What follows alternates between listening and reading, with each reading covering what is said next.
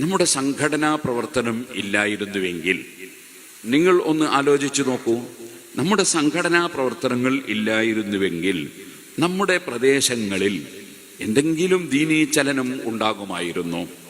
നമ്മുടെ ഈ ദീനീ ചലനങ്ങളൊക്കെ ഉണ്ടായത് നമ്മളുടെ മുൻഗാമികളും അവരെ പിന്തുടർന്ന് നമ്മളും എന്ത് ത്യാഗത്തിനും മുതിർന്നുകൊണ്ട് പ്രവർത്തിച്ചതിനാലാണ്.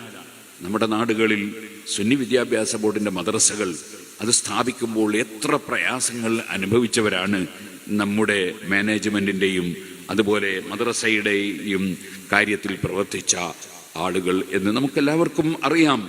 ഇനിയും നമ്മുടെ മദ്രസകൾ ഇല്ലാത്ത സ്ഥലങ്ങളിൽ മദ്രസകൾ ആരംഭിക്കുകയും മുന്നോട്ട് കൊണ്ടുപോവുകയും ചെയ്യൽ ആവശ്യമുണ്ട്. ഞാൻ ഒന്നുകൂടി ഒരു സ്വകാര്യത്തിൽ ഞാനൊരു കാര്യം പരസ്യമായി പറയട്ടെ. സ്വകാര്യത്തിൽ ഞാൻ പരസ്യമായി പറയട്ടെ എന്നാണ് പറഞ്ഞു.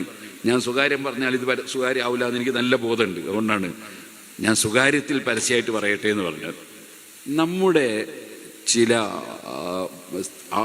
ചില സംഘടനകൾ, അതായത് ചിലപ്പോൾ സുന്നത്ത് ജമാഅത്തിൻ്റെ തന്നെ സംഘടനയായിരിക്കാം, പക്ഷേ നമ്മളുടെ നേതൃത്വത്തെ അംഗീകരിക്കുന്ന സംഘടനയായിരിക്കില്ല. അവർ നമ്മളും തമ്മിൽ അവരെ തുറന്ന് നിസ്കരിക്കാതിരിക്കലോ അല്ലെങ്കിൽ അവർക്ക് കല്യാണം കഴിപ്പിച്ചു കൊടുക്കാതിരിക്കലോ ഒന്നും നമ്മൾ ചെയ്യാറില്ലല്ലോ. നമ്മൾ അങ്ങനെ ഒരു അകൽച്ച നമ്മൾ തമ്മിൽ കാണിക്കാറില്ല. പക്ഷേ ഞാനൊരു കാര്യം ഓർമ്മപ്പെടുത്തുകയാണ്. ഇപ്പോൾ നമ്മളുടേതായ മക്കളെ തന്നെ അവർക്കിടയിലുള്ള ചില ഭിന്നതകളും അവർക്കിടയിലുള്ള ചില സ്ഥാപന മത്സരങ്ങളും നടക്കുന്നതിനാൽ ആർക്കാണ് കൂടുതൽ കുട്ടികളെ കിട്ടുക എന്ന ഒരു വാശിയിൽ അവർക്കിടയിൽ ഒരു മത്സരമുണ്ട്.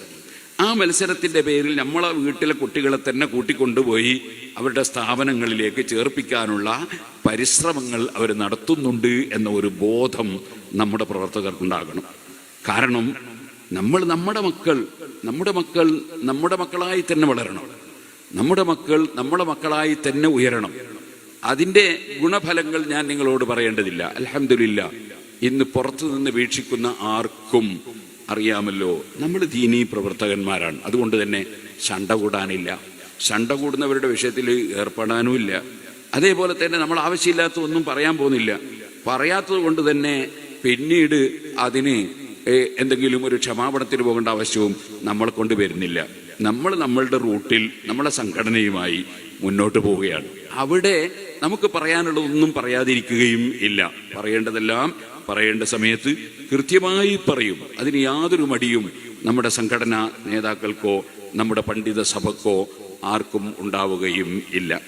ഇപ്പോൾ ചിലർ പാളയുമെടുത്ത് സക്കാത്ത് പിരിക്കാൻ ഇറങ്ങുന്നവരുണ്ട്. നമ്മൾ അതിനെ സംബന്ധിച്ച് നല്ല ബോധവാന്മാരാകണം. സക്കാത്ത് എന്ന്